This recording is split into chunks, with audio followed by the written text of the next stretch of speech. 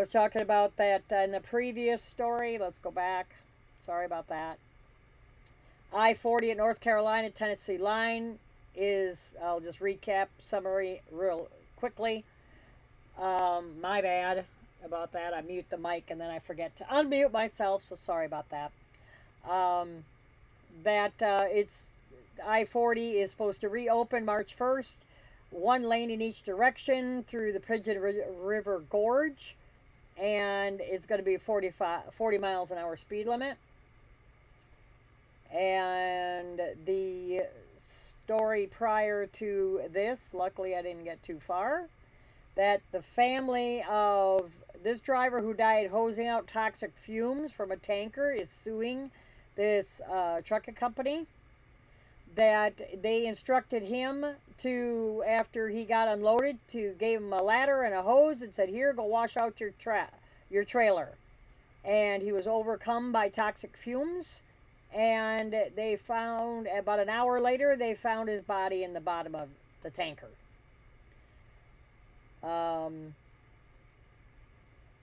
And then our first story was that 113 passengers of an Amtrak train were delayed. It was an Amtrak train going from New Orleans to New York City.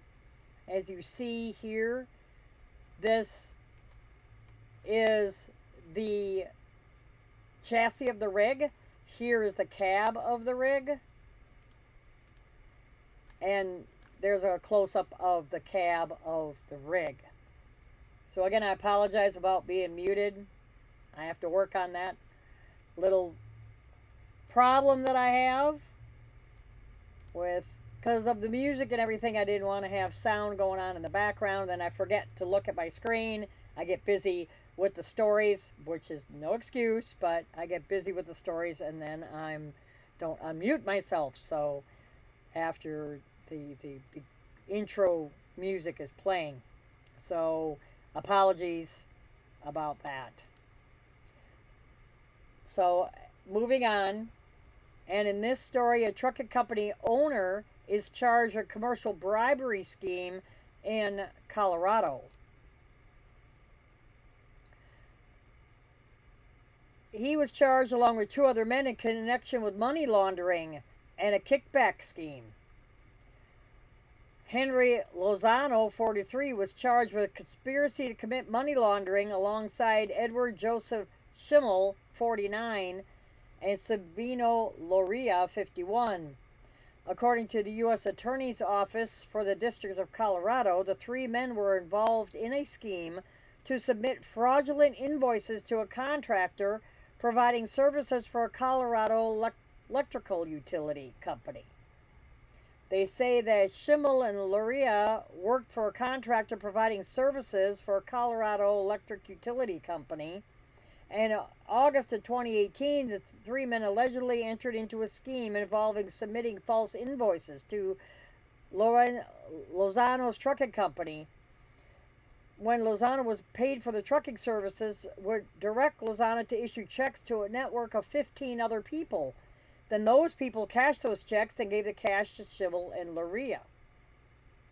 The scheme netted them $1,495,781.51 in kickback proceeds between August of 2018 and June of 2020.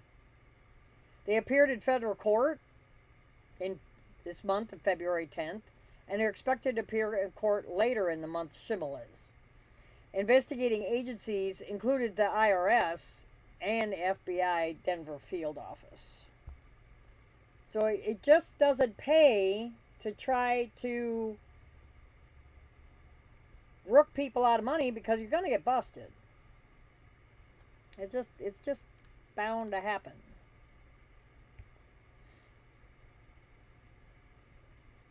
And as I pull up the other next story, Whiskey Dick's Trucking Company owner sentenced to 9 years for deleting diesel emission controls, $3 million in fraud, and witness tampering. A Missouri business owner was sentenced to prison in order to pay millions in restitution for bank fraud, Clean Air Act violations, and threatening witnesses. On February 11th in Farmington, Missouri, Christopher Lee Carroll was sentenced to 108 months in prison in order to pay $3 million in restitution, according to the U.S. Attorney's Office. Trucking company Whiskey Dick's Big Truck Repair was also found guilty of 16 Clean Air Act violations and sentenced to 3 years probation. In August of 2024, Carroll was convicted, of 3 counts of bank fraud, 3 counts of making false statements to a financial institution, 1 count of conspiracy to violate the Clean Air Act, and 13 violations of Clean Air Act, and 2 counts of threatening a witness. According to officials, Carroll and his business partner, George Reed, owned a timeshare exit company called Square One Group LLC. In April of 2020, the pair fraudulently applied for a $1.2 million Paycheck Protection Program, the PPP program, loan under the names of their spouses to conceal Carroll's status as a paroled felon and to shield Carroll from a potential liability for the fraud. Instead of using the PPP loan for their existing timeshare exit company, Carroll used the money to start trucking company, Whiskey Dick's. Authorities say that Carroll and Reed falsely claimed to have used the PPP loan as intended on payroll and other allowable expenses, and went on to seek a second loan of more than $1.6 million, taking a total of $660,000 in owner draws from the company after the loan was approved. So let me break this down for you. So back in 2020, during COVID, when you could get those PPP loans for small businesses to help pay your employees and everything, these two decided to, hey, we're going to go ahead and we're going to apply for one of these loans, but instead of using it for the timeshare company, we're going to open up our own trucking company. Well, then they're like, okay, we did that. Now let's see if we get some more. So we're going to apply for a second one, which they got. Then they turned around, and once that loan was at one point, the second $1.6 million was approved, then they pulled draws out of it, $660,000 worth. The Clean Air Act violation relates to emission control equipment designed to reduce pollutants, DEF, diesel exhaust fluid, that kind of thing. There's DPF filter on trucks now, to refilter the diesel, and I don't know about all of it all, but, as a driver I had to deal with it. Carroll had that equipment taken off of all the trucks that they purchased for Whiskey Dick's fleet. I'll get it right eventually. Carroll asked one employee to take the fall for his crimes and told another that he would stop paying for the employee's lawyer if he talked to the feds. Evidence and testimony showed Carroll did not stop paying for the lawyer, said the U.S. Attorney's Office. Reed, 70, pled guilty to bank fraud in September of 2022 and was sentenced in January of 2025, time served. He was also ordered to pay $3 million in restitution.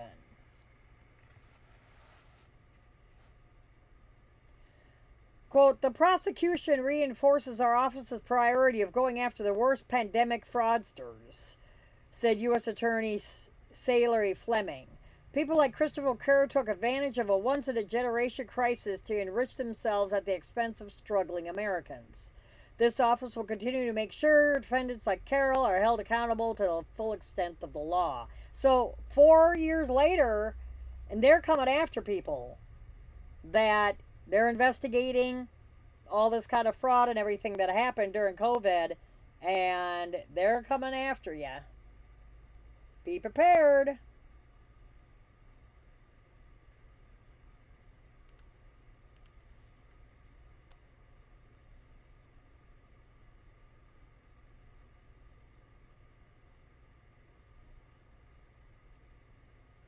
let me 1 second while I check something.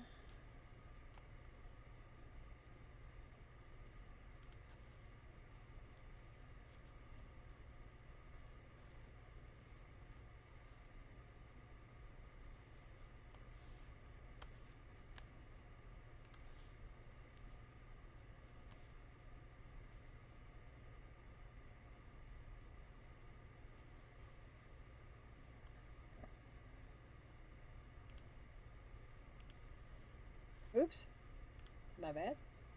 Let me go back to the story. Sorry, didn't want to skip it.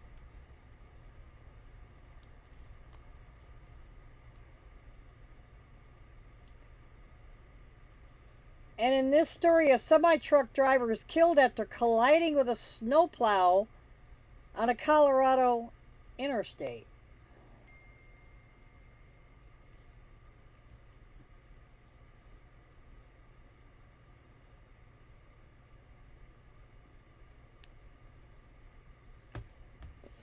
A semi-truck driver was killed in a crash of the Colorado Department of Transportation snowplow on February 12th around 5 o'clock in the morning. Colorado State Patrol responded to northbound I-25 near Wallensburg for a reported crash. They say the initial investigation shows that a semi-truck rear-ended the snowplow at mile marker 57. The truck driver was pronounced dead at the scene. The snowplow driver was hospitalized with injuries. The investigation is ongoing. Anyone who witnessed the crash or has information is asked to call the Colorado State Police Dispatch at 719-544-2424. That's 719-544-2424.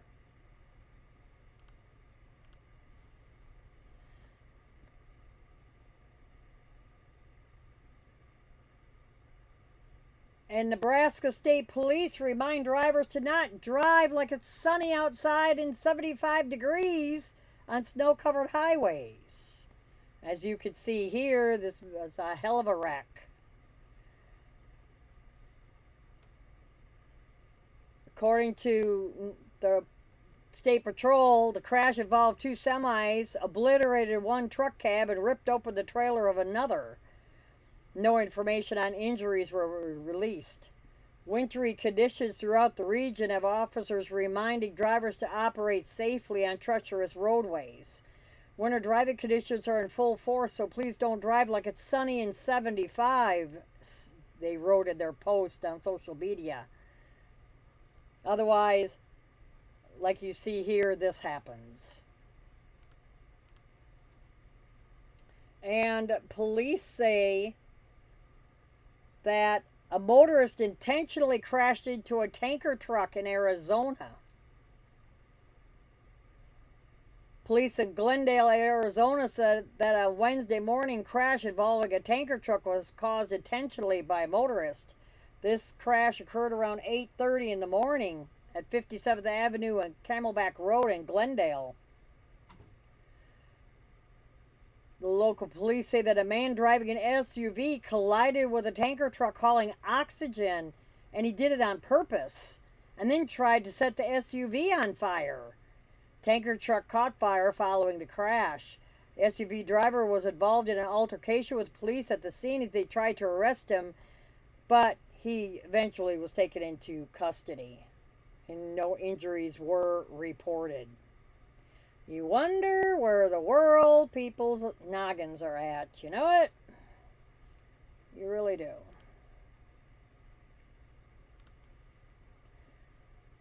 And electric vehicles to pay their fair share for road maintenance under a new bill. About time. Lawmakers have reintroduced a bill that will ensure that electric vehicles aren't treated to a free ride on America's highways. Senator Deb Fischer and Representative Dusty Johnson reintroduced the Fair Sharing of Highways and Roads for Electric Vehicles Act. The bill would establish a one-time fee for light-duty electric vehicles to be paid into the Highway Trust Fund, which goes toward funding road maintenance and improved projects. Currently, light-duty electric vehicles don't pay into this highway fund. Most of the highway fund comes from federal taxes on fuel, with the trucking industry contributing almost half of all revenues while representing just 4% of road users, according to the American Trucking Association. Lawmakers argued that it isn't fair that electric vehicles don't pay into it because the average electric vehicle is significantly heavier than its gas powered counterpart due to the weight of the batteries. Bills endorsed by trucking groups include the Owner Operator Independent Drivers Association, OOIDA, and the American Trucking Association. I'm not going to read further their quotes or anything like that, but good deal. And funds from a new $1,000 fine for semi trucks on a bridge will come in handy for future repairs.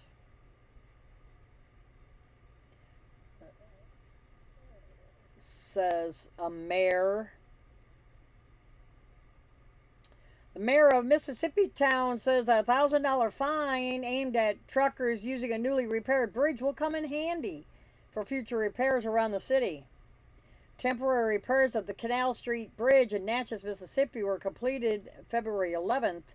The temporary completion of the project prompted a lifting of the previous 5-ton weight limit but a ban on commercial vehicles. We've been given all clear on the Canal Street Bridge. The posting of the 5-ton weight limit is about to be removed. That means tour buses and emergency vehicles who need to use that bridge can use it, says the mayor of Natchez. Excuse me. He has issued a warning to truckers about using the bridge. Don't do it. Excuse me, or you will face a $1,000 fine. The temporary repairs are designed to give the city 5 years to save up the funds for a permanent bridge replacement, which the mayor says the newly approved semi-truck fines could help fund. This road is not a truck route, but we still have trucks violating it every day. A new no truck sign will go up. We had to spend $660,000 out of our reserves that we did not have budgeted to repair that bridge. We're going to write tickets to people who drive 18-wheelers over that bridge. $1,000 will come in handy, and we'll put that money back into the reserve account that they spent it from.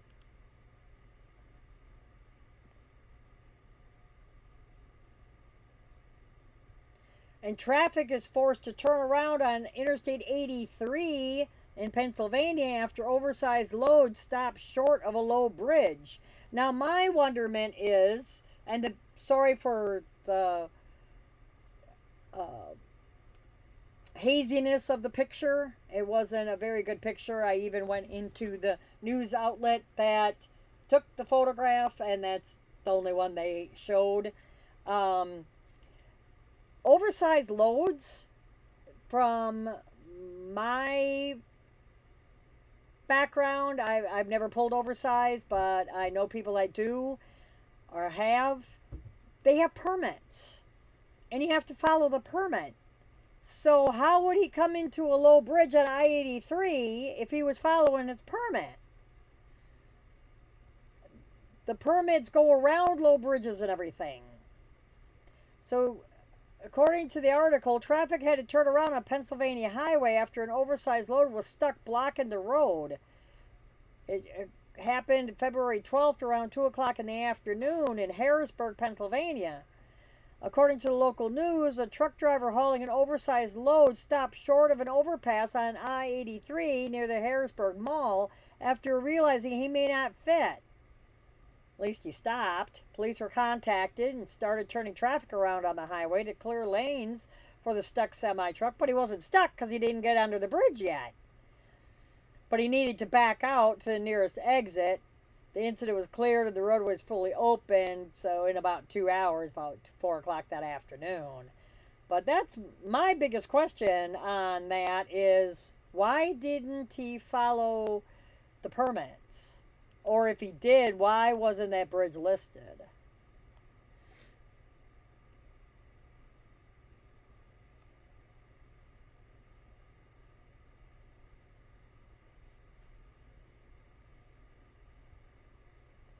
And up next, a DUI driver rammed into a parked rig so hard that it flipped in the Love's parking lot.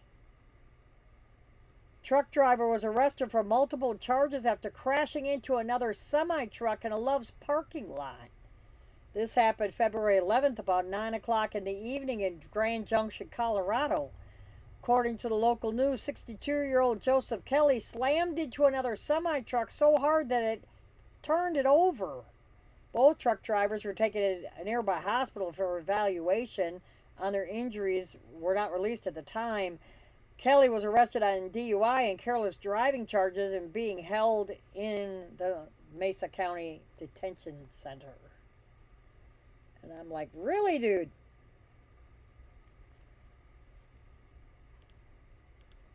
And in our top story, bystanders wake a sleeping truck driver before he burned to death in a truck fire.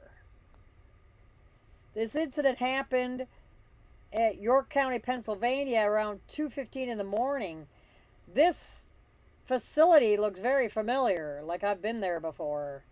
According to the Union Fire Company, fire crews were called on reports of a vehicle fire at a loading dock.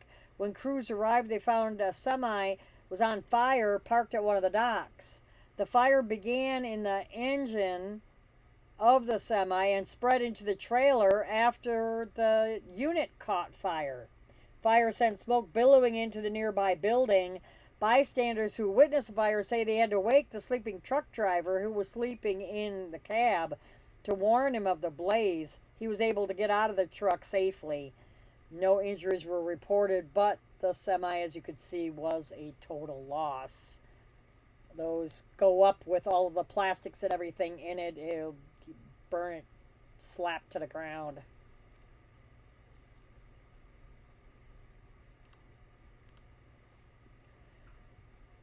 In Utah, drivers with recent felony convictions would be barred from holding a CDL under a new bill. Only in Utah, not federally. Utah lawmakers introduced legislation that prevent individuals with certain felony convictions from obtaining a CDL, commercial driver's license.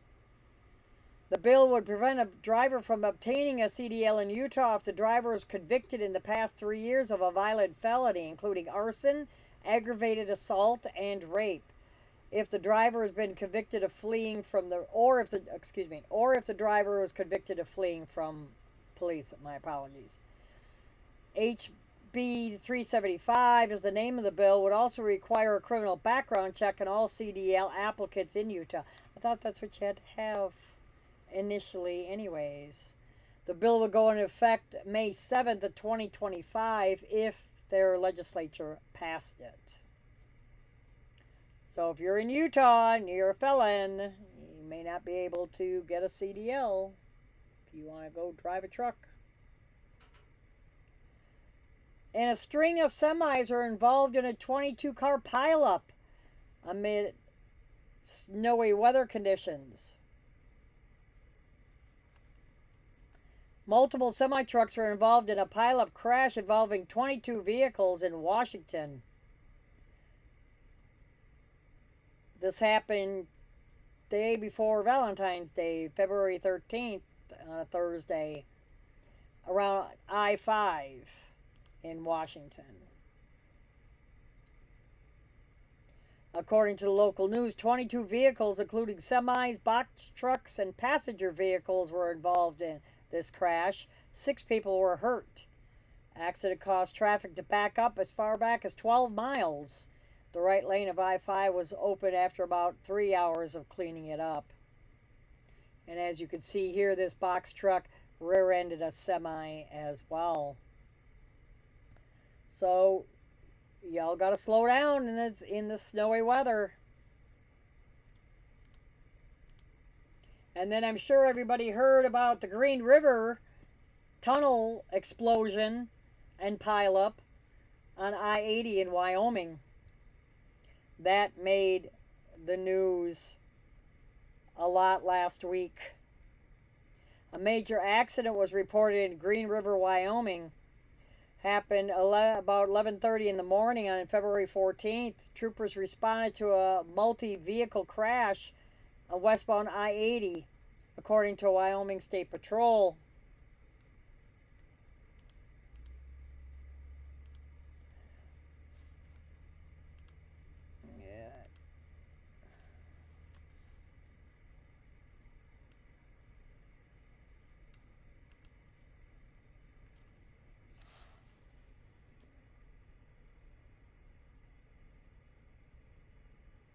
No.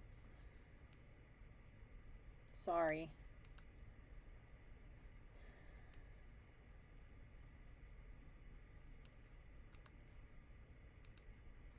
There we are.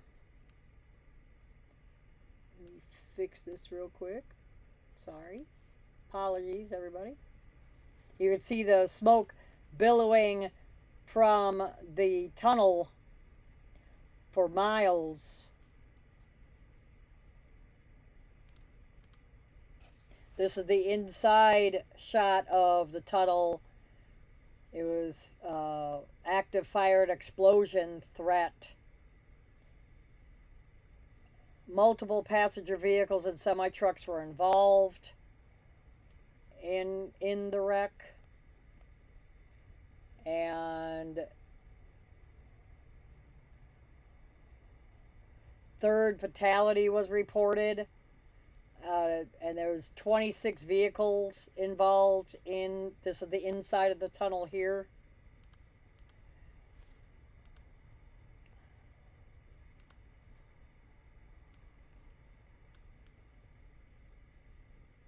Now you can see how I do this. Make it fit into the screen. So there was 3 fatalities. Sunday the 16th, the Wyoming Department of Transportation shared new details on the major crash that happened. Stated that 26 vehicles were involved in the pileup, 10 passenger vehicles and 16 commercial semi-trucks. Of those 26 vehicles, 6 semis and 10 passenger vehicles were destroyed. Officials also confirmed a new fatality, bringing the total of people killed in Friday's crash to 3. About half the vehicles involved in the tunnel crash have been cleared as of Sunday night. The westbound tunnel remains closed as crews continue to remove crashed and burned vehicles from that scene.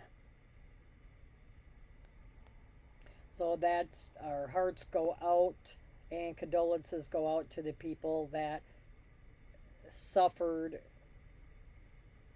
in that crash, in that bad accident. And truckers could save 40 minutes through North Carolina with potential speed limit increase. A new proposed speed limit increase through North Carolina could benefit truck drivers passing through the area. The bill was introduced last week. It also changed license suspension rules for speeding violations. The speed limit in the state from 70 to 75 on highways. This will also lead to potential license suspensions for drivers caught driving over 85 miles an hour on roadways with a 75 mile an hour speed limit. The license suspension rules for speeding would only apply to violations on or after December 1st of the end of this year, of 2025. Supporters of the bill say the increased speed limit would save time for important jobs such as trucking. Speed limit change could reduce a trucker's round trip from Wilmington to Asheville by 40 minutes. Could save a bunch of time.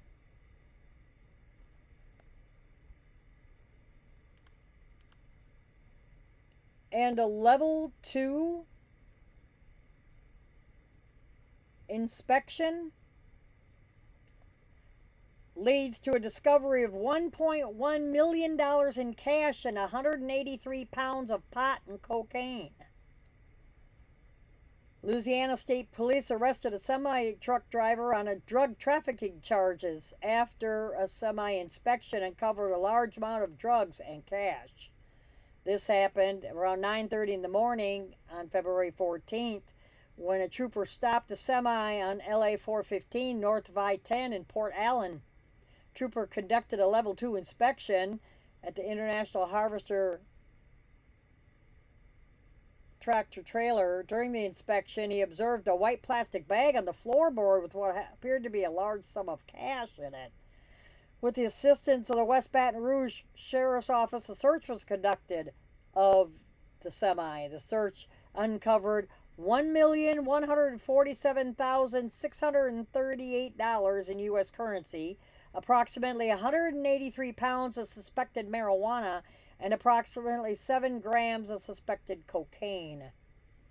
The truck driver Lenny Collado, 29, of Charlotte, North Carolina, was arrested on charges of possession with intent to distribute marijuana or synthetic cannabinoids in transactions involving proceeds from drug offenses.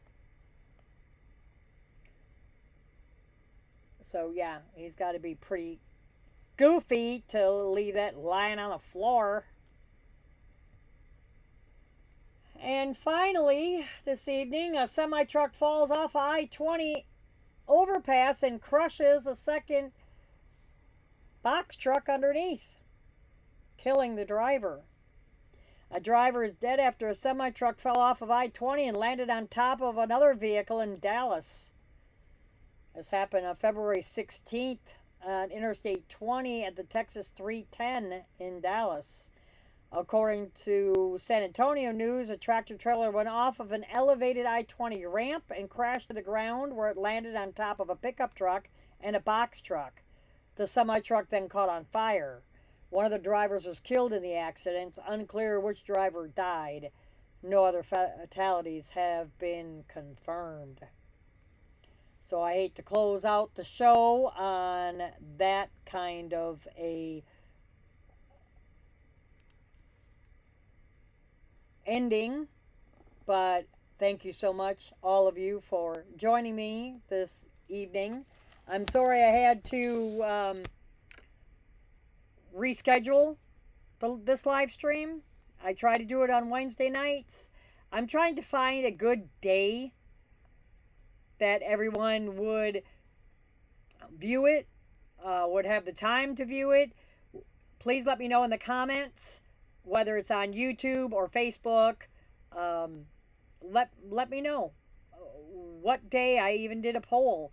What day would you prefer that I would do a live stream? What day most likely that you have free time? Is it Saturday evenings, Sunday evenings? It would have to be in the evening instead of during the day.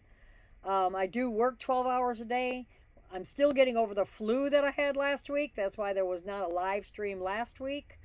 I was sick as a dog for 2.5 days on my 2 days off, so that happened over that Wednesday. So I'm still struggling with the flu a little bit. And other than that, thank you again so much for tuning in and joining me this week. I greatly appreciate it. You all take care and keep the shiny side up. And have a great week. Thanks again.